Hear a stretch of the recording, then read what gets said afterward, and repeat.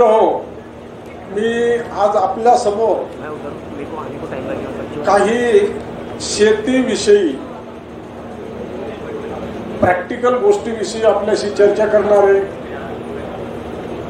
सध्या आपली भारतीय शेती ही अतिशय ट्रान्झॅक्शन फेजमध्ये आहे. शेतकरी हा शेतीकडे पाहत असताना अतिशय गोंधळून गेलेला आहे. शेती परवडते का नाही, शेती नुकसानीत जाती, शेतीमालाला भाव नाही, अशा बऱ्याच समस्येना शेतकरी सध्या ग्रास्त आहे. मी परभणी कृषी विद्यापीठामध्ये प्राध्यापक होतो. विशेषतः आंब्यावर माझं काम आहे. पुण्याला कृषी पणन मंडळामध्ये मी national institute of post harvest टेक्नॉलॉजीचा डायरेक्टर होतो 96 ते 2000. आणि त्या काळामध्ये आम्ही भारतातून आंबा निर्यातीच्या समुद्रमार्गे आंबा निर्यातीच्या ट्रायल 4 वर्षे घेतल्या. 2000 साली निर्यातीचं तंत्रज्ञान यशस्वी झालं. आपल्याला 35 दिवस पर्यंत आंबा समुद्रमार्गे पाठवायचं तंत्रज्ञान यशस्वी झालं. म्हणजे काय झालं, विमानानं आंबा आपला पहिल्यापासून जात होता लंडनला, परंतु समुद्रमार्गे आंबा शक्यच नव्हतं पाठवणं, कारण समुद्रमार्गे 35 दिवस लागायचे. आंबा आपल्याकडून काढायला सुरुवात केली की लंडनला पोहोचायला, ग्राहकाच्या हातात पोहोचायला 35 दिवस लागायचे. आणि इतक्या दिवस आंबा हा त्यांच्या क्वालिटीचा टिकला पाहिजे तर ते पैसे देतात. त्यांच्या क्वालिटीचा म्हणजे आपल्या क्वालिटीत आणि त्यांच्या क्वालिटीत आणखी फरक आहे. आपल्याकडे आंबा साधारणतः 10-11 दिवशी काढल्यानंतर 10व्या-11व्या दिवशी काढायला येतो, आपलं खायला येतो, म्हणजे तो पिकतो. त्यांना 10-11 दिवस झाले की ते म्हणतात हा उतरला आंबा. त्यांना 9व्या दिवशी पाहिजे, म्हणजे 18 TSHचा आंबा पाहिजे. त्या क्वालिटीचा आंबा मात्र त्यांना मिळाला की ते वाटेल तेवढे पैसे देतात.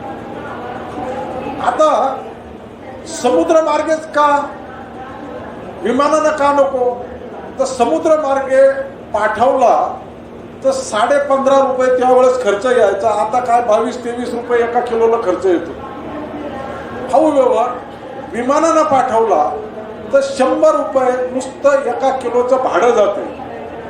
म्हणजे 5 पट आंबा, त्याचं 5 पट भाडं नुसतं निर्यातीसाठी विमानाचं भाडं जातंय. त्यामुळं आम्ही ही ट्रायल घेतली औरंगाबाद, तुमचं कोकण, गोदावरी डिस्ट्रिक्ट आंध्रामधला आणि गुजरातमधून. हे करत असताना आमच्या हे लक्षात आलं की हे सगळे मोठे मोठे लोकच यामध्ये आलेले. त्यावेळेस सामान्य शेतकऱ्यांना आंबा नव्हता. मोठे मोठे लोक शेतकरीच याच्यामध्ये इन्व्हॉल्व होते, सामान्य शेतकरी याच्यात नव्हता. आणि मग मी विचार केला की सामान्य शेतकरी जोपर्यंत डॉलर मिळवत नाही तोपर्यंत शेती सुधारली असं कसं म्हणता येईल. निर्यात होती, निर्यातीच्या आपण पेपरला वाचतो, ॲग्रोवन सारख्या दैनिकामध्ये वाचतो, अशी निर्यात झाली, तितकी निर्यात झाली. यातले डॉलर हे शेतकऱ्याला कुठं भेटले. आणि डॉलर शेतकरी अजूनही डॉलर म्हटलं की 5 रुपयाचं नाणंच समजतो. या शेतकऱ्यांनी डॉलर कधी पाहिजे, आणि हे पाहायचे असले तर या शेतकऱ्यांनी मोठ्या प्रमाणात एका क्वालिटीचा माल तयार केला आणि निर्यात केला तरच हे शक्य आहे.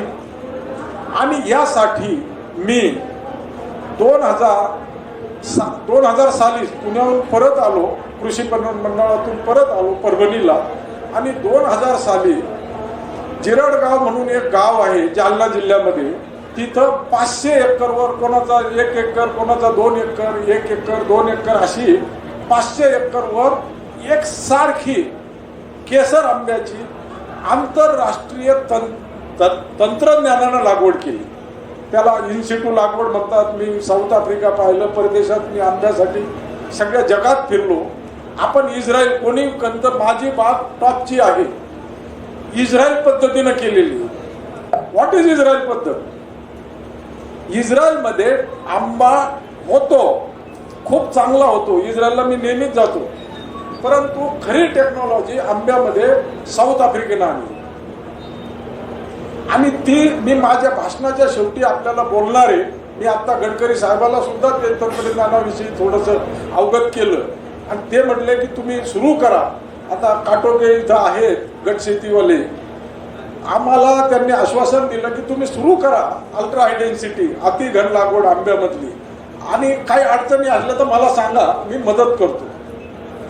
मित्र, ह्या सगळ्या गोष्टी करत असताना शेतकरी मात्र शेतीविषयी एकदम नकारात्मक भावनेनं शेतीविषयी राहतो.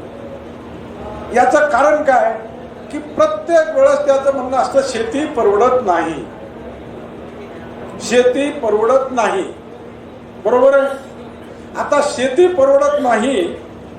काय झालं, मी 2002-03 ला अमेरिकेचे फार मोठे शास्त्रज्ञ, आंतरराष्ट्रीय कीर्तीचे पोस्ट हार्वेस्ट टेक्नॉलॉजी ज्याला म्हणतात, असे डॉक्टर कार्टर, दिल्लीला आम्ही 8-10 दिवस बरोबर होतो. एक दिवस डॉक्टर कार्टरला मी विचारलं की साहेब तुम्ही अमेरिकेत असता, अमेरिकेमध्ये आयुष्य गेलं तुमचं, अमेरिकेमधली शेती परवडती पण भारतातली शेती परवडत नाही, याचं कारण काय? मला असं वाटत होतं की हे लंब चौडं उत्तर देतील की तुमच्याकडे तंत्रज्ञान वापरत नाही, पाणी कमी आहे, जमिनी खराब आहे, काहीतरी अशा कारणाचं 5-10 कारण ते देतील. त्यांनी एकाच वाक्यात उत्तर दिलं, जे हे की आपल्याकडं सरासरी पर होल्डिंग 2 एकर जमीन येते. हाऊएव्हर अमेरिकेमध्ये पर माणूस किंवा पर होल्डिंग ही 6000 एकरची. आणि तुम्ही एक लक्षात घ्या, कितीही तुम्ही प्रयत्न केले, कितीही तुम्ही एकत्रित पद्धतीने प्रयत्न केले, तरीही 6000 एकरवाल्याला तुम्ही कॉम्पीट करू शकाल का? तंत्रज्ञानाच्या दृष्टीने कॉम्पीट करू शकाल का? आता गंमत अशी आहे, मी आंबा तज्ञ म्हणून ओळखल्या जातो. 1 एकरवाला आंबा लावायचा असला मी त्याच्याकडे जातो का? हाऊएव्हर 6000 एकर आंबा जर त्याचा असला, आता तुम्हाला एक गंमत सांगतो मी. साऊथ आफ्रिकेमध्ये मी एक आंब्याची बाग पाहिली, त्याचे मी तुम्हाला फोटोग्राफ दाखवीन. 5000 एकर सिंगल फील्ड, सिंगल शेत, 2500 एकर आंबा आणि 2500 एकर मोसंबी. आता त्याच्याकडं त्याची संशोधनाची लॅबोरेटरी होती, त्याचंच एक धरण आहे छोटस शेतात. तुम्ही म्हणता आम्हाला धरण करून द्या, पाणी आणून द्या, सरकारनं करून द्या, त्याचं स्वतःचं धरण आहे, त्याचं निर्यात हाऊस स्वतःच आहे. ऑर्गॅनिकचं वेगळं, ट्रॅडिशनलचं वेगळं, सगळं मशिनरीनं होतं. आणि सगळ्यात महत्वाची गोष्ट मी आता तुम्हाला सांगितलं की मी कापसेला बोलवायचं म्हटलं की आपण 3दा विचार करतो की याला निदान जाण्या येण्याचे काहीतरी द्यावं लागेल, हा येणार नाही. अहो माझ्यासारखे 6 कापसे त्याच्या नोकरीला आहेत तिथे. याचं कारण काय? लाख घ्यायचे का, 1.5 लाख घ्यायचे का, 2 लाख घे, चल माझं आंबा चांगला आला पाहिजे. तंत्रज्ञान, तू जे काय तंत्रज्ञान असेल ते पैसे घेऊन दे. आता आपल्याकडं असं होऊ शकतं का? 1 एकर 2 एकरवाला करू शकतो का असं? ही परिस्थिती आपल्याकडं जर आणायची असेल, आता तुम्ही एक लक्षात घ्या, 6000 एकर जमीन यामुळं काय होतं, जमीन लहान असल्यामुळं आपल्याकडं जो घरातला चांगला शिकला, थोड्याही नोकरीला गेला तो बाहेर जातो. कुठंही नोकरी लागू द्या, कोऑपरेटिव्ह बँकेत चपराशीची लागली तरी त्याला जा नोकरीला. आणि जो राहिलेला असतो, काहीच नाही जमलं, तो शेतीमध्ये ठेवला जातो. मेजॉरिटी अशिक्षित म्हणजे जो शिकला की तो बाहेर पाठवला जातो. आणि दुसरी गोष्ट, आता हे हळदे साहेब बोलले काय बरं का, काटेकोर म्हणजे अॅक्युरेट तंत्रज्ञानाचा अभाव. आपल्याकडं तो एक प्रश्न येतो की छोट्या छोट्या शेत्या आहे, कोण येऊन तुम्हाला तंत्रज्ञान देईल हो, चांगलं तंत्रज्ञान कोण सांगत बसेल. आपणही काही त्याला देत नाही, मग आपण नंतर कंटाळून जातो. त्याचं काय खरं नाही म्हणते ते तंत्रज्ञान वालायचं. आपण आपलंच करा आणि तशात आपण मागं पडतो. हलाख्याची आर्थिक व सामाजिक परिस्थिती तुम्ही एक लक्षात घ्या, जे सोशिओ इकॉनॉमिक स्टेटस आहे शेतकऱ्याचं हे अतिशय वीक आहे. तुम्ही बँकेत गेले, शेतकरी असला त्याला जरा नंतरच या म्हणते. एखादा शिक्षक आला, थोडासा काही एखादा कारकून आला कुठला तरी त्याला या म्हणते साहेब बसा खुर्चीवर बसा, अरे बेल वाजवते चहा आण रे. शेतकरी म्हटला की त्याच्याकडे कोणी पाहत, बरोबर आहे. तर हे सोशिओ इकॉनॉमिक स्टेटस शेतकऱ्याचं अतिशय कमी आहे. नंतर यामुळं काय व्हायला लागलं बरं का, की आता शेतकरी भाव नाही, तुमचे शेती परवडत नाही, नेते मंडळीच्या मागे फिरणं, बाजूच्या मोठं गाव असतं, शहर असतं, तालुका वगैरे, मार्केट प्लेस, तिथं दररोज उठलं की तिथं जाणं, यातून शेतकऱ्याचा शेतीविषयीचा आत्मविश्वास कमी होत चालला. आणि हा विषय म्हणजे नवीन युवकांचा. यातून हे युवक आता शेतीच्या ऐवजी दुसरीकडे वेळ घालायला लागले आणि त्यामुळं आत्मविश्वास गमावल्यामुळं शेतीकडे लक्ष नाही राहिले.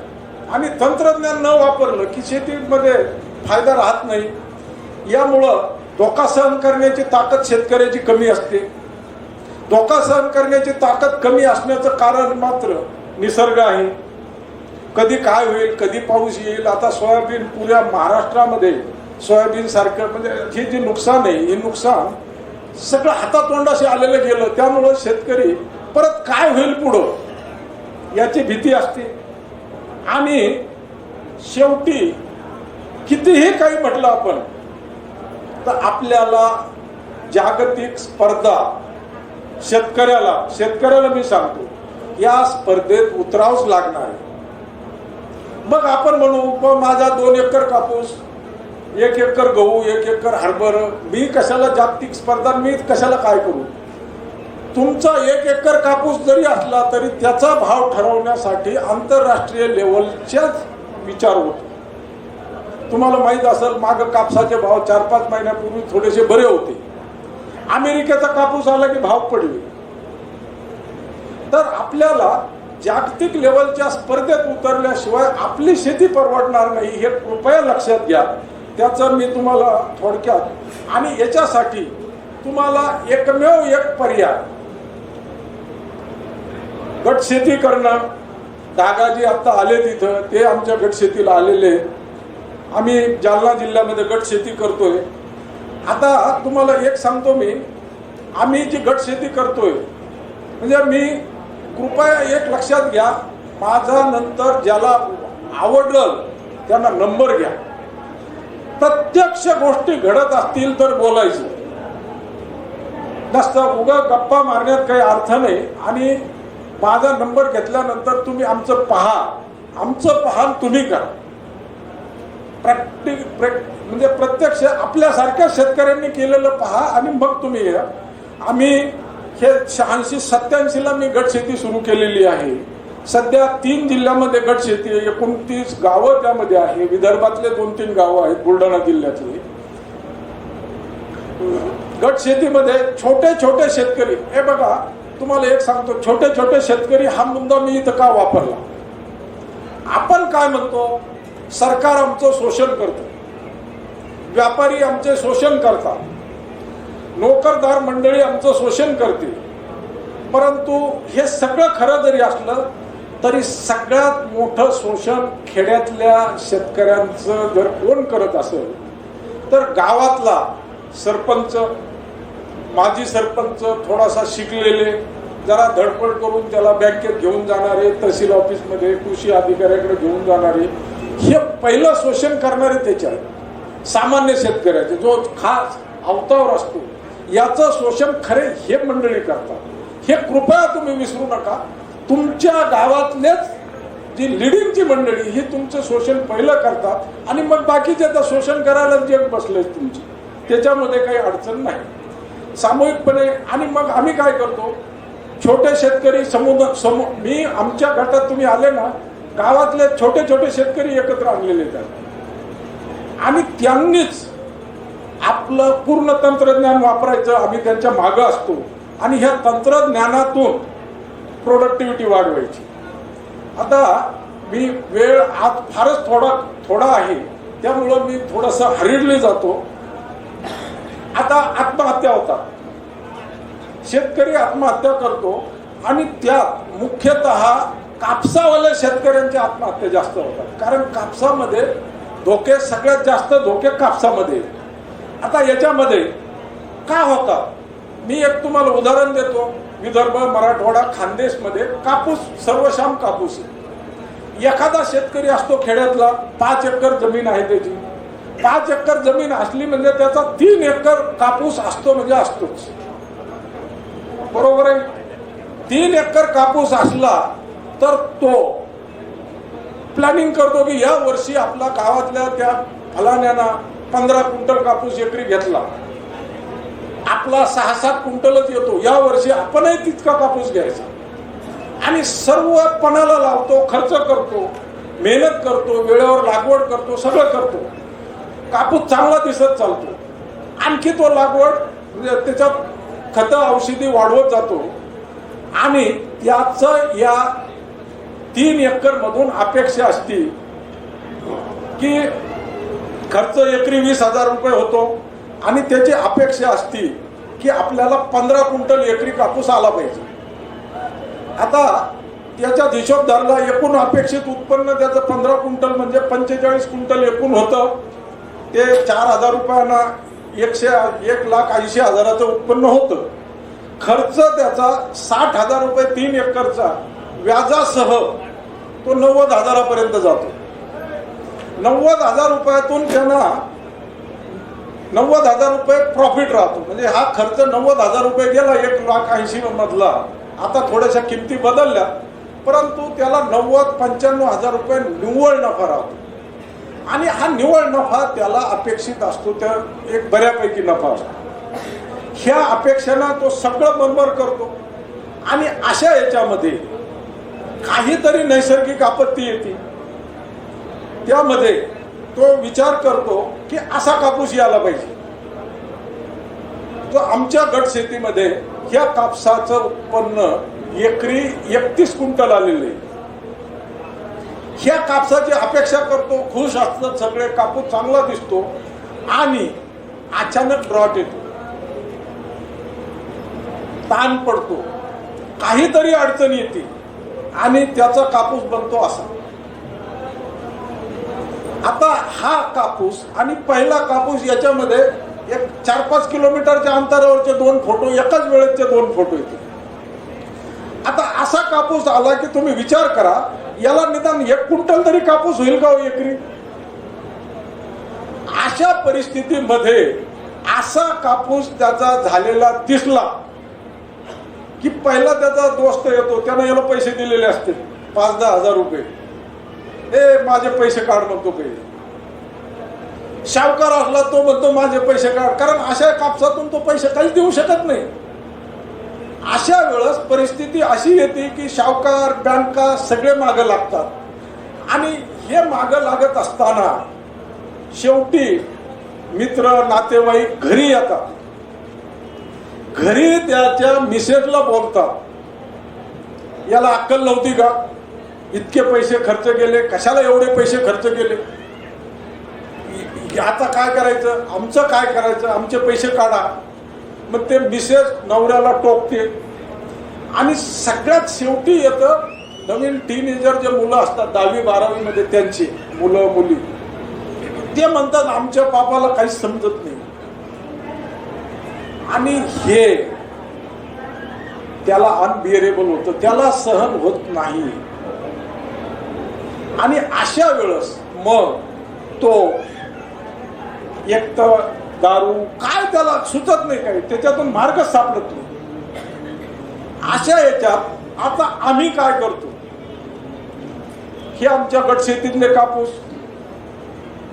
आम्ही याच्यामध्ये त्याला पूर्ण तंत्रज्ञान देतो. पूर्ण तंत्रज्ञानामधून हा जो अगोदरचा कापूस आहे 2012चा कापूस आहे, ज्या वर्षी भयानक मराठवाड्यामध्ये आतापर्यंतचा सगळ्यात मोठा दुष्काळ होता, त्या साली हा कापूस होता. त्याला लाल्या रोगाचं तर कापसाचं धोके कोणते, प्रोटेक्टिव्ह इरिगेशन गरजेचं असतं, लाल्या येतो, रस शोषण किडी जे आता मगा कापूस पाहिला तो, अशा याच्यातून त्याचं उत्पन्न कमी होतं. अशा याच्यातून त्याला जर फुल प्रूफ टेक्नॉलॉजी आपण त्याच्या बांधावर दिली, भाषणं करून नाही, शिवार फेरीतून रिपीटेड त्याच्याकडे जाऊन कमी खर्चातली नॅशनल लेवलचे तज्ज्ञ डॉक्टर बैनाडे, डॉक्टर पवार आमच्याकडे आहेत, मी आंब्याचा तज्ज्ञ, फळबागेचा तज्ज्ञ आहे, ह्या तज्ज्ञाच्या याच्यातून दिली तर आम्ही त्याचं उत्पन्न 8-9 क्विंटलच्या खाली काही केलं तर जाऊ देत नाही. आणि 2004 पासून आम्ही हे करतोय, आतापर्यंत आमचं उत्पन्न 12च्या खाली आलेलं नाही. या वर्षी जसं विदर्भात कापसाला झटका बसलेला आहे तसंच आमच्या जालना जिल्ह्यामध्ये झटका बसलेला आहे. पावसानं भयंकर धिंगाणा घातलेला आहे. बुलढाणा आहे, जालना आहे, अशा परिस्थितीत सुद्धा आमचा या वर्षी सुद्धा 12चा उतार आहे. आता हे अशा कुठल्याही नॅचरल कॅलॅमिटीज आल्या आणि त्याला जर कधी 8 क्विंटलच्या खाली उतारा गेला नाही, 3 एकर मध्ये 8 त्रिक 24,000 रुपये, 24 क्विंटल होतं, 24,96,000 रुपये त्याला उत्पन्न येतं. म्हणजे खर्च जे 90,000 झालेला असतो त्याची तोंड मिळवणी होती. ज्याचे त्याचे पैसे दिले जातात, सगळे बसतात, त्याच्या मिसेस ते बसतात आणि मग म्हणतात यांना या वर्षी खूप चांगले प्रयत्न केले होते तर नॅचरल कॅलॅमिटीज एवढ्या आल्या, त्यांना जाऊ दे आता, पण पुढच्या वर्षी परत डबल ताकदीनं आपण त्याच्यात येतो. हे जोपर्यंत होत नाही तोपर्यंत आपल्याला ह्या आत्महत्या ह्या गोष्टी आपल्या कमी होणार नाही मित्र. आता कापसामध्ये आमचं कापसाचं उत्पादन एकरी 20 क्विंटल सरासरी आहे. एकरी 20 क्विंटल सरासरी आहे आणि काही शेतकरी आमचं 30 क्विंटल कापूस घेतात. हे याच्यासाठी साधी टेक्नॉलॉजी सरांशी गडकरी महोदयांशी मग बोललो मी, ते म्हणे आपल्याकडे असं करायचंय. हे बघा, अतिघन लागवड 1/4 किंवा पाऊण बाय 3.5 फुटावर कोरडवाहू असली तर पाऊण फूट बाय 3.5 फुटावर लागवड, ठिबकचा कंपल्सरी वापर, बेसल डोसचा वापर लाल्यासाठी. बेसल डोस म्हणजे कापूस लागवड करत असताना खतं देणं, माती परीक्षणाच्या आधारे खतं देणं आणि वाढीचे व्यवस्थापन म्हणजे कॅनोपी मॅनेजमेंट. ज्यावेळेस आपण दाट झाड लावतो ना कापूस, त्यावर फक्त तुम्ही लिओसिन किंवा चमत्कार हे जर फवारलं तर तुमचा त्याचा घेर जो आहे ना, आता घन लागवड म्हटलं की घेर नियंत्रण करणं आवश्यकच आहे, तरच त्याच्यावर नियंत्रण येतं. आणि तुम्हाला नियंत्रण आलं, 2 पेऱ्यातलं अंतर कमी झालं की बोंडाची संख्या वाढते आणि लिओसिनमुळं त्या पानाला मॅच्युरिटी येते. बोंड 5 ग्रामचं सरासरी जे बोंड निघायचं ते 6 ग्राम पर्यंत निघते आणि बोंडाची संख्या आमची 20 ते 25% लिओसिनमुळं वाढते. पाऊस आला, जास्त पाऊस आला, खालचे बोंड सडायचं प्रमाणही त्यांना कमी होतं. साधी टेक्नॉलॉजी तुम्ही जर इन्कॉर्पोरेट केली तर गट शेतीच्या माध्यमातून आपण बरंच काही करू शकतो. कापसाचे हसरे चेहरे बघा तुम्ही, पाणी व्यवस्थापन, आता हे सगळे, आता गहू आणि कापूसच नाही, ह्या गव्हाचं उत्पादन आमच्याकडे 31 क्विंटल पर एकर काढलेले. हे हरभऱ्याला विदर्भातच यांना हा अशोक कदम म्हणून आहे, याला अवॉर्ड भेटलेले हरभऱ्याच्या याच्यामध्ये. या आम्ही याच्यातून पाणी बचत करतो.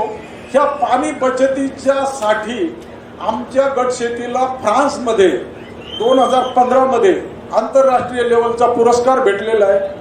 गट शेतीतून अशा प्रकारचं उत्पन्न 2 ते 4.5 पट पर्यंत आमचं उत्पन्न वाढलेलं आहे.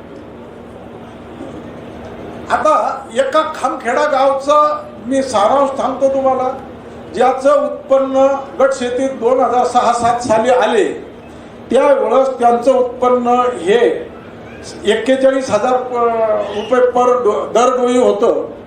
जालना जिल्ह्याचं त्यावेळेस 2006-07चं उत्पन्न आहे. जालना जिल्ह्याचं त्यावेळेस 45,000 रुपये होतं सरासरी.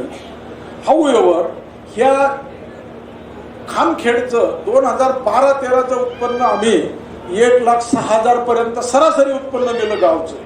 छोटंसं गाव आहे, 1350 लोकसंख्या आहे, माळावरचं गाव आहे. उघड्यावर टँकरना पाणी आणून लागवड करतात शेतकरी. टँकरना जूनमध्ये लागवड करावं लागते. पहिल्या आठवड्यात जूनच्या पाऊस पडलेला नसतो. 1 टँकर आणलं तर 1 एकर कापूस ठिबकवर लागवड होती. आणि परत 4-8 दिवसात नाहीच पाऊस पडला तर आणखी एखादं टँकर आणायचं. नंतर काय ओलीला ओल मिळवायची असते फक्त. आणि नंतर मात्र थोडासा ढगाळ वातावरण आलं की लाईनला लागून जातो. आणि नंतर मात्र ठिबक असल्यामुळं प्रोटेक्टिव्ह इरिगेशनना त्या याचं उत्पन्न तुफान वाढतं. सगळं आम्ही रेस बेडवर करतो. त्या प्रत्येक पिकामध्ये अद्रक 185 क्विंटल अद्रक तुम्ही ऐकली का? आता कदम साहेब आता भाषण करून गेले, आम्हाला त्यांचंही मार्गदर्शन असतंय. तुम्ही प्रत्येक पीक बघा. हे बघा, जोपर्यंत तुमचं प्रत्येक पीक गटांना टॉपचं येत नाही तोपर्यंत आपल्याला शेती परवडल असं हमखास नाहीये. ही अद्रक बघा तुम्ही कांदा बीजोत्पादन, पाणी अडवा, गट शेडनेट करतो आम्ही. आता आम्ही या गट शेती कशी करतो? गट शेती आम्ही 86ला सुरू केली, परंतु 2003-04 मध्ये कधीतरी एकत्र बसायचं म्हणून, कधी जायचं गट शेतीला आणि कधी एकत्र बसायचं, तर महिन्याचा 1 दिवस निवडला आम्ही. मग मी विचार केला की दिवस निवडायचा म्हणजे कोणता निवडायचा? पहिला बुधवार, पहिला सोमवार महिन्याचा का पहिली अमकी तारीख, 5 तारीख, 7 तारीख? मी एक विचार केला की बा थोडासा धार्मिक टच देऊ आपण.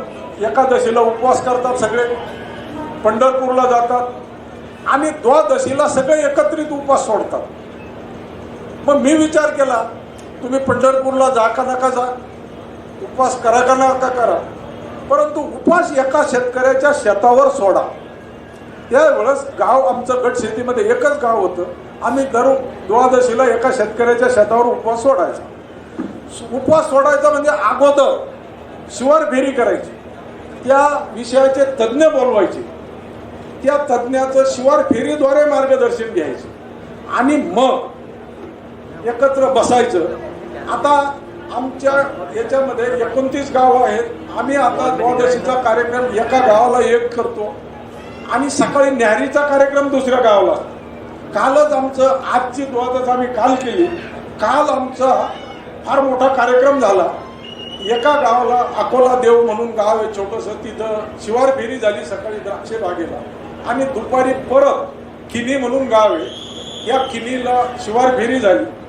आणि शिवार फेरी झाल्यानंतर आम्ही एकत्र बसतो. एकत्र बसलं की प्रत्येक गावचा शेतकरी गट प्रमुख आपल्या गटाचा एक 5-7 मिनिटामध्ये अहवाल देतो. आम्ही आमच्या गटानं या दिवशी, या महिन्यात काय केलं आणि पुढच्या महिन्यात आमचं काय नियोजन आहे, आमच्या काय अडचणी, बँकेबल प्रपोजल करणं किंवा पोल्ट्री, आता पोल्ट्री सुरू केली आम्ही, पोल्ट्रीला आम्हाला अनुदान मिळणं, याच्यामध्ये काय अडचणी आहे, हे प्रत्येक गावचा शेतकरी अहवाल देतो. अहवाल संपल्यानंतर मग तज्ज्ञाचं भाषण होतं. त्या दिवशीचे म्हणजे जे काय संबंधित तज्ज्ञ असतात ते बोलतात आणि शेवटी जे काय VIP आलेले असतात त्या दिवशी, कलेक्टर येतात, कमिशनर येतात, नेते येतात, यांचं मग हे सगळं पाहून ते खुश होतात आणि मग गट शेतीला आपण काहीतरी मदत करायला पाहिजे या पद्धतीनं ते भाषण करतात. शेवटी मी सहमत करत असतो. मी बोलत असताना मग आपल्याला अडचणी काय आहे, पुढं नियोजन काय करायचे, बँकेकडे जायचं, बँकेकडे कधी जायचं. आता वैधानिक विकास मंडळ आम्हाला जवळपास 1.5-2 कोटी रुपये द्यायला लागले, त्यांच्याकडे कधी जायचं, प्रस्ताव कसे करायचे. आणि त्यानंतर आमचं जेवण होतं. जेवणाचा मेनू आम्ही सकाळी न्याहारीचा मेनू आमचा ठरलेला आहे. न्याहारीला पिठलं आणि भाकरी याच्याशिवाय काही करायचं नाही. दुपारचा मेनू वरण आणि चपाती किंवा दाल बाटी याच्याशिवाय कुणी काही जास्त भानगडीत पडायचं नाही.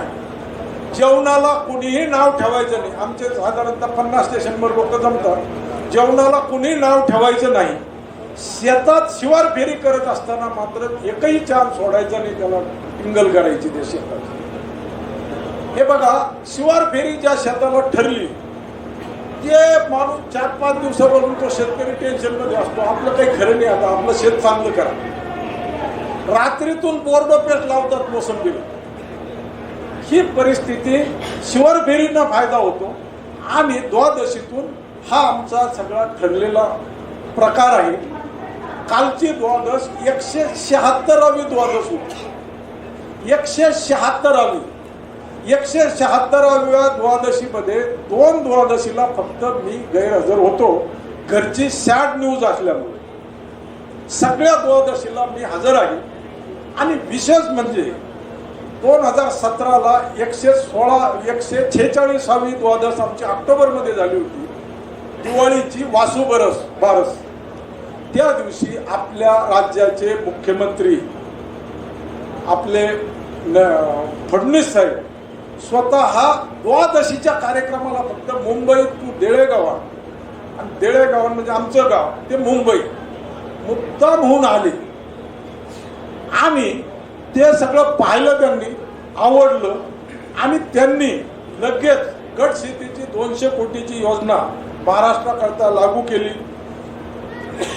हे आमची सुवर्ण जयंती होती, याची 50वी द्वादश. हे मध्ये बसलेले कलेक्टर आहेत, त्यावेळेस ते बाजूला बसलेले अॅग्रोवनचे संपादक शेतामध्ये चर्चा करता करता फिरायला लागलं. हे डॉक्टर बैनाडे, कापसाचे महाराष्ट्रातले टॉपचे तज्ज्ञ, ज्यांच्या अंडर आम्ही 20-25 क्विंटल कापूस सामान्य शेतकरी घेतात. हे मुख्यमंत्री महोदय आमच्या गट शेतीला व्हिजिट करून गेले. म्हणजे ते 2017चा भेटीचा प्रोग्राम. हे आमचे कमिशनर साहेब, रेव्हेन्यू कमिशनर, हे हळद पाहायला मुद्दाम आमच्या गट शेतीच्या द्वादशीला येऊन गेलेले. हे CM साहेबच्या बाजूला CM साहेब होते. तिथं मी भाषण करताना आमच्या गट शेतीची माहिती देताना, गट शेतीद्वारे गंमत काय होती बरं का, फायदे काय होतात. उत्पन्न वाढ ही होतेच, परंतु ज्ञान व सुधारित तंत्रज्ञान सामान्य माणसाला एकदा आत्मसात केलं. तुम्ही एक लक्षात घ्या, गावामध्ये ज्याचं 5 क्विंटल उत्पन्न येतं कापसाचं आणि एखाद्याचं 12-13 येतं, त्याच्याकडं गावातल्या लोकांचा पाहायचा, 12-13 चांगलं उत्पन्नवाल्याकडे पाहायचा, एक चांगला हे होतो की साला हा लय भारी, या हुशार आहे, कष्टाळू आहे, शेतीमध्ये याचं एक नाव आहे. तसं एकदा हा गट शेतीमध्ये माणूस आला की त्याचं सगळीकडे नाव होतं की आता हा अशोक कदम 31 क्विंटल गहू काढला, साधी गोष्ट आहे. असं त्या माणसाचं एक समाजामध्ये त्याचं स्टेटस वाढतं, म्हणजे एक सामाजिक स्तर वाढतो. आणि वाईट सवयीपासून परावृत्त केले नाही झाले.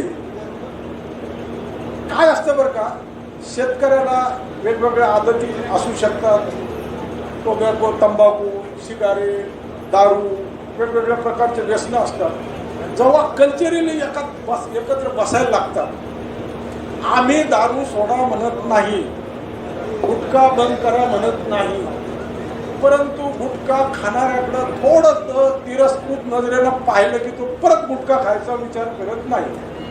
1-2 महिने खात राहतो, परत तो बंदच करतो.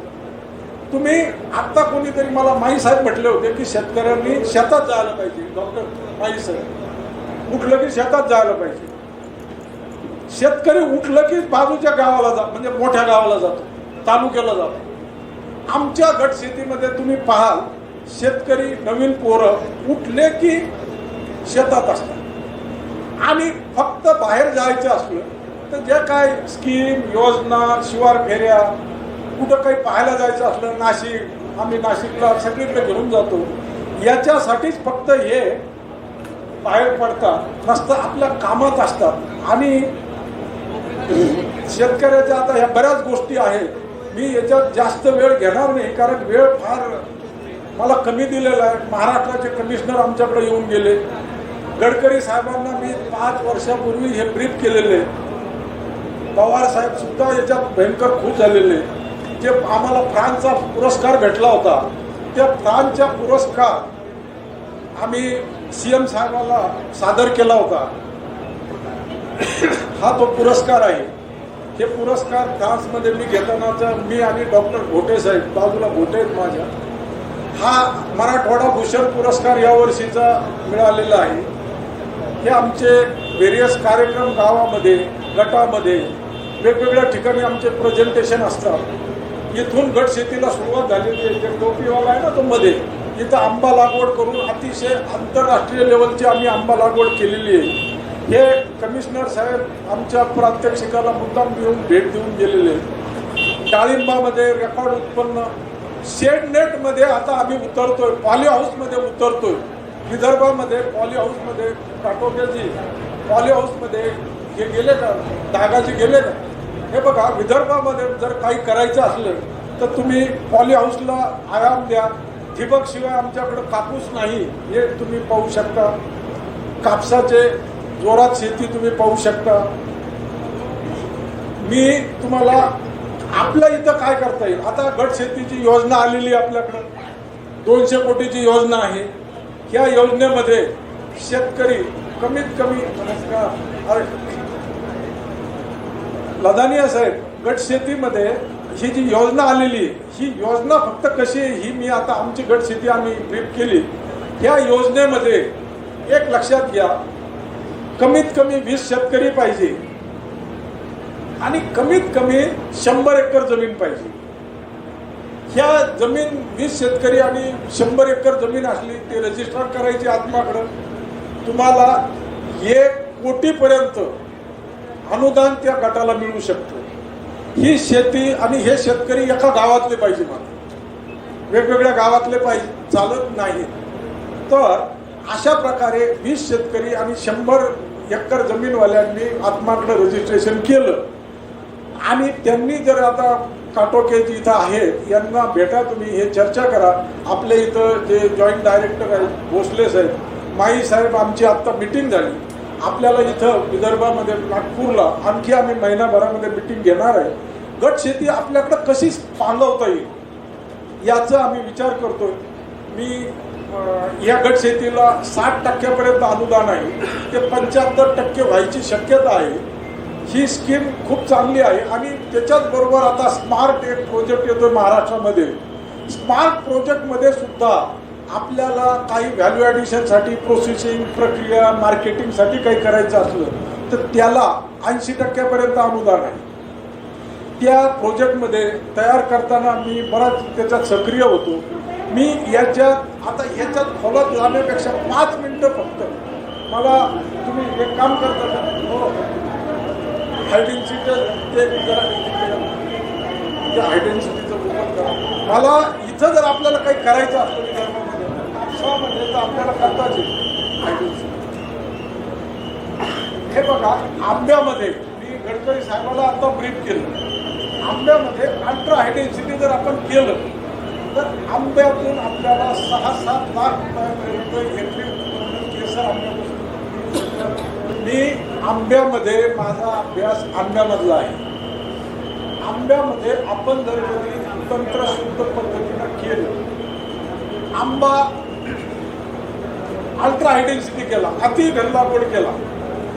अति घन लागवड म्हणजे किती 1.5 मीटर बाय 4 मीटर म्हणजे साधारणतः 4.5 फूट बाय 12 फूट या अंतरावर जर आंबा केला तर आपला 666 झाडं एकरी बसतात.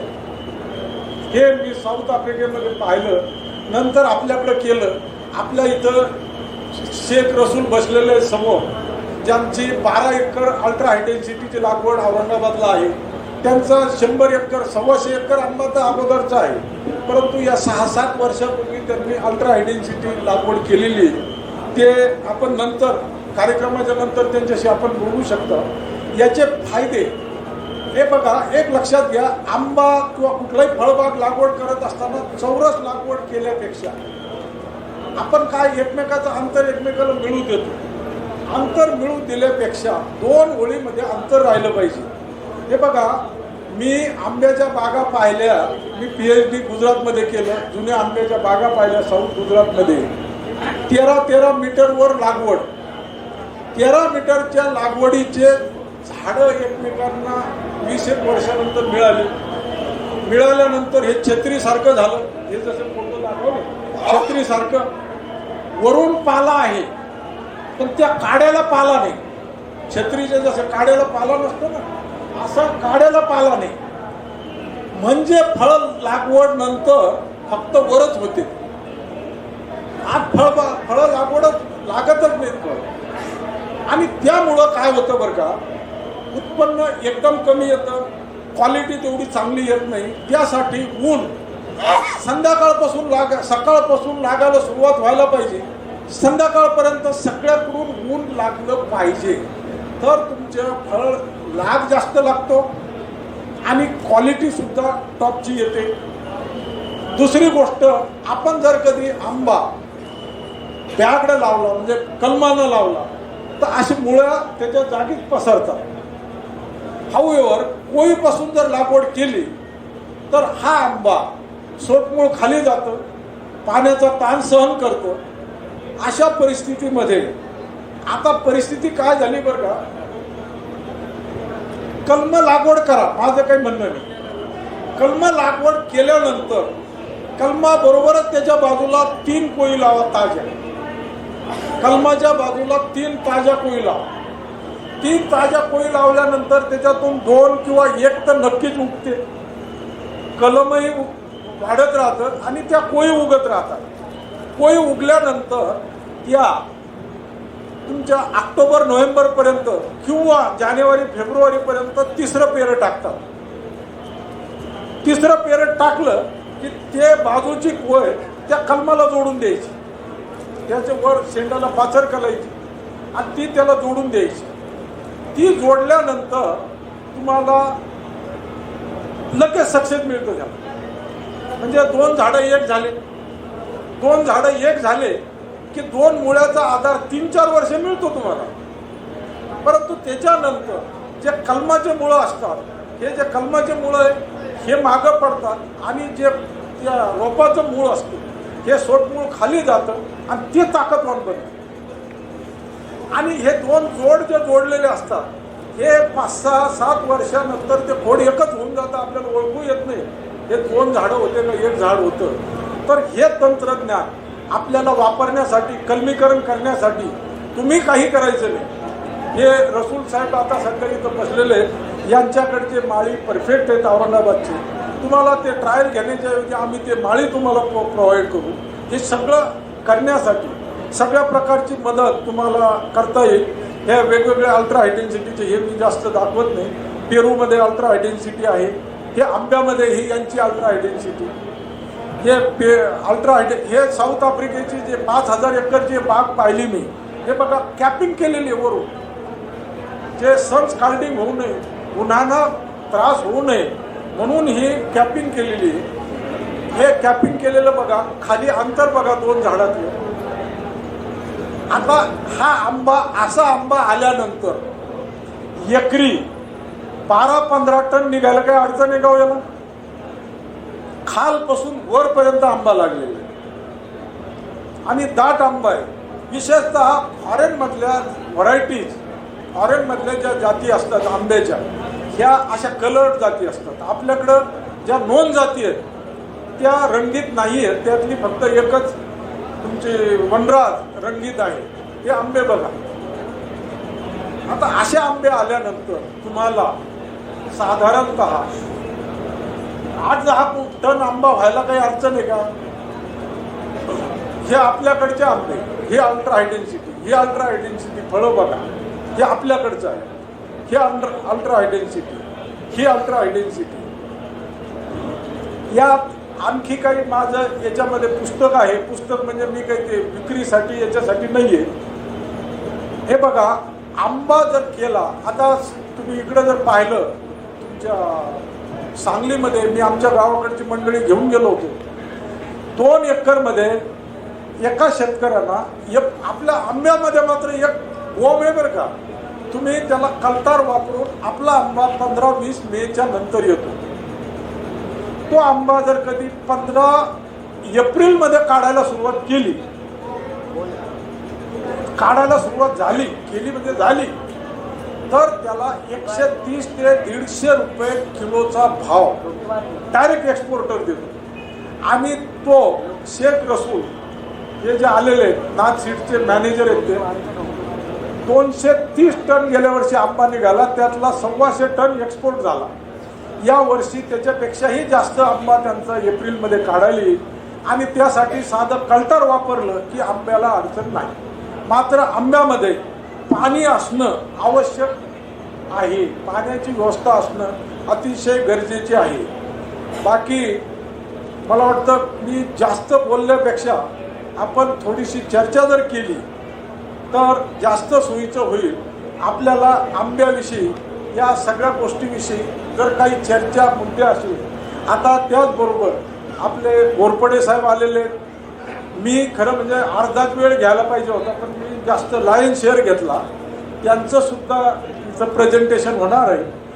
त्यात आपल्याला काही चर्चा करायची असली, आपल्याला गट शेती सुरू करायची असली, आपल्या भागामध्ये काही करायचं असलं, आपल्या इथं लदानिया साहेब सगळे याचे शास्त्रज्ञ मंडळी आलेली, आपण सगळे मिळून काहीतरी एक आया निर्यातीपर्यंत आपण गटातून जायला पाहिजे. विशेष म्हणजे औरंगाबादहून नागपूरवरून इंटरनॅशनल कार्गो सुद्धा सुरू झालेले आहे. त्याचाही आपल्याला याच्यात फायदा घेता येईल असं मला वाटतं.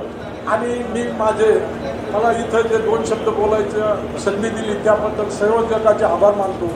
आपणही माझं थोडं लांबलेलं भाषण शांतचित्तानं ऐकलं त्याबद्दल आपले आभार मानतो आणि माझे 2 शब्द संपवतो. जय हिंद, जय महाराष्ट्र. 94-222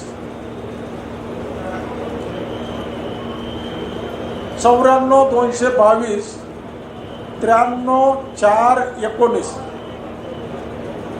93-4-19. थँक्यू. शेतकरी बंधूंनो आणि भगिनींनो, तसेच माझे मित्र डॉक्टर कलंत्री साहेब, डॉक्टर लदनिया साहेब, डॉक्टर लांबट साहेब, डॉक्टर कापसे साहेब आणि सर्व शेतकरी बंधू, वास्तविक आज दुपारी जो हळद आणि आल्याचा कार्यक्रम झाला त्याला थोडा उशीर झाला, पण माहिती आणि शेतकऱ्यांचा उत्साह आलं आणि याच्यात भरपूर होता. त्याच्यानंतर मला वाटते हा अतिशय उत्तम गट शेतीचा एक कापसे साहेबांनी जो आपल्याला सांगितलं, म्हणजे हा जयद्रथ हा सूर्य, नुसतं भाषण नाही, प्रत्यक्षात घडलेलं आणि जगमान्य झालेला जो आंब्याचा प्रयोग त्यांचा आहे. मला असं वाटतं तुम्हाला खूप त्याचं कौतुक असायला हवं. त्याचबरोबर विदर्भाचं एक निग्लेक्टेड पीक जवस, काल मी याच्यावर भाष्य केलं. शेतकऱ्यांची संख्या फार कमी होती, परंतु हे तंत्रज्ञान 2002 पासून ते 2019 पर्यंत पूर्ण झालेलं आहे आणि याच्यावरचं आता गट शेतीचे ग्रुप स्थापन करून हे तंत्रज्ञान शेतकऱ्यांना देण्याच्या मला वाटते 5 वर्षापासून आम्ही सुरुवात केलेली आहे. आणि हा जो गट शेतीचा जो नागपूर जिल्ह्यामध्ये चिखलापूरला आहे, गजानन महाराज जवस उत्पादक गट समूह चिखलापूर, डॉक्टर लांबट साहेब आहेत. डॉक्टर लांबट साहेब, जरा आपला परिचय उभा राहून द्या. हे यांच्याकडे भिवापूर मिरचीचं GI इंडिकेशन पण आहे आणि जवस उत्पादक गट समूह स्थापन केलेला आहे. आता याचा उद्देश असा होता की मला आता माझे मित्र लदनिया साहेबांनाही बोलायचं आहे, तर मी शक्यतो लवकरात लवकर आटोपतो. विषय फार चांगला आहे, परंतु संत्र्याचा विषय महत्त्वाचा आहे म्हणून याला लवकर आटोपतो मी. तर जवसामध्ये एक काळ असा होता की भारतामध्ये 20 लाख हेक्टर आपण जवस लावायचो. आज 2.5 लाखापर्यंत आलो. पूर्वी 2.5 लाख हेक्टर विदर्भात होतं, आता आपण 25 ते 40 हजारपर्यंत आलो. मुख्य पीक नसल्यामुळे याच्याकडे दुर्लक्ष झालं, परंतु गेल्या 25 वर्षातला जगातला आणि आपल्या देशातलं संशोधन पाहता हे एक अतिशय उत्तम पीक आहे. जसं आपण हळदीचं मगाशी ऐकलं की बऱ्याचशा आजारावर त्याचा किती फायदा आहे, तसंच जवस आहे. तर या जवसाच्या गट शेतीला जवस पीक आणावं हा आमचा गेल्या 2014 पासून प्रयत्न आहे. महाराष्ट्र गव्हर्नमेंटनी तो गट स्थापन करून दिलेला आहे आणि हा जो गजानन महाराज जवस उत्पादक गट समूह जो आहे हा 2007 पासून बियाणे निर्मितीमध्ये आहे.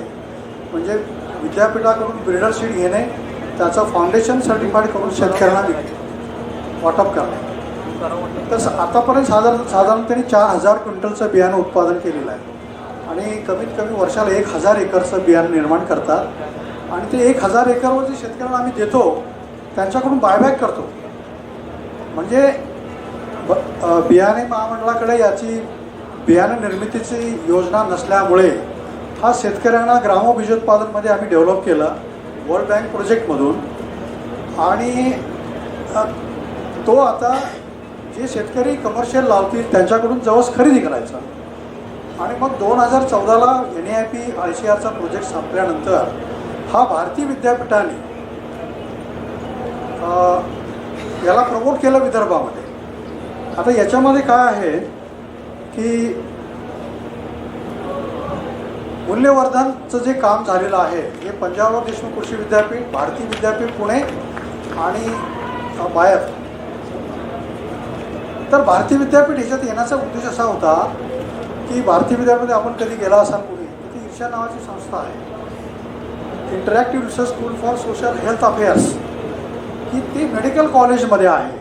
आणि जवसामध्ये जो ओमेगा आहे त्याच्यावर arthritis, diabetes, cancer, mental disorder, obesity असे डिसीज A to Z म्हणजे प्रेग्नन्सीमध्ये मदर अँड चाइल्ड याच्यावर साधारणतः 50 सायंटिस्ट काम करतात ओमेगा 3वर.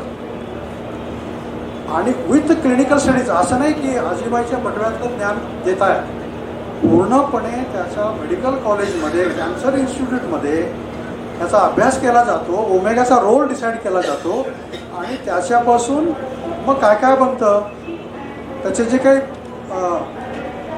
औषधाचे महत्त्वाचे जे काही गुणधर्म ओमेगाचे आहेत ते व्हॅल्यू चेनमध्ये तयार करून, जसं आता मूल्यवर्धन साखळी आहे, उत्पादकता उत्पादन वाढवणे हा एक प्रकार आहे, शेतकऱ्याला योग्य बाजारभाव देणे.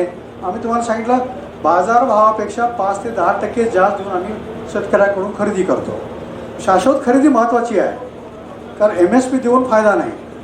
पण आणि नुसती खरेदी करून ते गोडाऊनमध्ये टाकण्यात काही अर्थ नाही, त्याचं मूल्यवर्धन होणं गरजेचं आहे. आणि मूल्यवर्धन केल्यानंतर आता मूल्यवर्धन कशाचं करायचं, तर आता हे पहा, पारंपरिक पद्धतीचं जवस आपण अशा प्रकारे अलीकडे गेल्या 15 वर्षात करत होतो. ज्यावेळेला हा वर्ल्ड बँकमध्ये प्रोजेक्ट आला त्याच्यानंतर त्याच्यामध्ये सध्याचं चित्र तुम्ही बघा, शेतकऱ्यांना पेरणी यंत्र, बियाणं, विहीर खोदून देणार, त्याच्यावर motor pump, pipeline, fertilisers free आणि बायबॅक पूर्ण यंत्रणा. आणि हे बायबॅक केलेलं पूर्ण भारतीय विद्यापीठामध्ये प्रोसेसिंगसाठी जातं, प्रोसेसिंग अँड व्हॅल्यू ॲडिशन. तुम्ही हे थोडंसं पीक पहा तुमच्या शेतकऱ्यांनी चंद्रपूर, गडचिरोली, वर्धा, नागपूर जिल्ह्यांमधलं पीक आहे. आणि साधारणतः ही पंजाबराव देशमुख कृषी विद्यापीठाने डेव्हलप केलेल्या 2 व्हरायटी NL97 आणि दुसरी व्हरायटी PK 260 आहे. यावर्षी साधारणतः 800 एकरवर बियाणाचं डिस्ट्रीब्युशन गजानन महाराज जोस उत्पादक गट समूहाने केलेलं आहे, सर्टिफाईड सीड. आणि हे गटामध्ये काम झालेलं आहे. आणि याचं चांगलं उत्पन्न ज्या शेतकऱ्यांनी घेतलं, एकरी 8 क्विंटल म्हणजे 2 टन उत्पादन याचं शेतकऱ्याला मिळू शकतं. आता बघा तुम्ही, पश्चिम महाराष्ट्र, मराठवाडा आणि विदर्भामध्ये साखर कारखान्याची सक्सेस स्टोरीमुळं लोकांना जवस हे आंतरपीक म्हणून ऊसामध्येही घेता येतं. हा नगर जिल्ह्यातलं हे पीक आहे आणि इथेही तुम्हाला 6 ते 7 क्विंटल पर एकर उत्पादन मिळू शकतं. आता याच्यामध्ये जे मूल्यवर्धन महत्त्वाचं आहे, मी बरेचसे स्लाईड स्किप केलेले आहेत कारण का दुसरं प्रेझेंटेशन होणे आहे. याच्यामध्ये महत्त्वाचं जवसामध्ये असं काय आहे, तर भारतामध्ये याचं संशोधन नव्हतं. ICRच्या संशोधन केंद्रामध्ये फक्त नवीन व्हरायटी काढणे, त्याचं प्रोडक्शन प्रोटेक्शन टेक्नॉलॉजी डेव्हलप करणे, शेतकऱ्यांना डेमॉन्स्ट्रेशन देणे, याच्या पलीकडे नव्हतं. परंतु जगामध्ये जे काही गेल्या 25 वर्षामध्ये संशोधन होत आलेलं आहे, ह्या Omega-3 आणि SDG बद्दल भारतामध्ये नव्हतं. म्हणून आम्ही ह्या वर्ल्ड बँक प्रोजेक्टमध्ये याच्यावर साधारणतः जवसाला 15 करोड रुपयाचं आम्हाला अनुदान मिळालेलं होतं 2007 ते 14. याच्यामध्ये साधारणतः शास्त्रज्ञ मंडळी आहेत त्यांच्यासाठी 6 पेटंट, एक वर्ल्ड पेटंट आहे त्या ग्रुपकडे. आणि पूर्ण फार्म टू फोर्क ज्याला म्हणतो आपण, ही टेक्नॉलॉजी तयार आहे. तर जवसामध्ये Omega-3 गोष्टी जवसामध्ये आहेत की जगामध्ये दुसऱ्या कुठल्याही वनस्पतीमध्ये इतक्या प्रमाणात नाही आहे. Omega-3 57 ते 60% आहे. आपण जी व्हरायटी आता पाहिली त्या व्हरायटीमध्ये 57% आहे. SDG हा अँटी कॅन्सर मॉलिक्यूल आहे, हा जवसाच्या बियाच्या टरफलामध्ये असतो. तर हे याच्यामुळं काय होतं, जो कॅन्सर झालेला आहे त्याचे स्प्रेड इतर शरीर भागामध्ये जात नाही, तो तिथं थांबतो आणि हळूहळू कमी होतो. जर सुरुवातीपासून जर ओमेगाचा आपण जर आपल्या रोजच्या खाण्यामध्ये जर वापरात आणलं तर आपल्याला कॅन्सर होणार नाही. तिसरी गोष्ट आहे, जवसाचा जो स्ट्रॉ आहे आपण जाळून टाकतो, फेकून देतो, तर त्याच्यामध्ये जो त्याचा फायबर आहे त्याच्यापासून आपल्या ज्या करन्सी नोट आहे त्याचा पेपर बनतो. आपल्या देशामध्ये हा पेपर बनत नाही. जेवढ्या करन्सी नोट छापल्या जातात त्याचा सगळा पेपर इम्पोर्ट करतो. दुसरं, आपल्या देशात साधारणतः एकट्या मुंबईमध्ये बघा 5,000 कोटीचं फायबर आपण इम्पोर्ट करतो फक्त मुंबईमध्ये.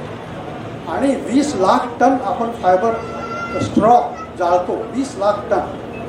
जर 20 लाख टनाचं जर मूल्यवर्धन जर केलं आपण, तर आपण किती निर्माण करू शकतो, साधारणतः 1.8 लाख टनाचं आपण सेविंग करू शकतो फायबर, की जेवढा आपण इम्पोर्ट करतो. आणि त्याचं मेजर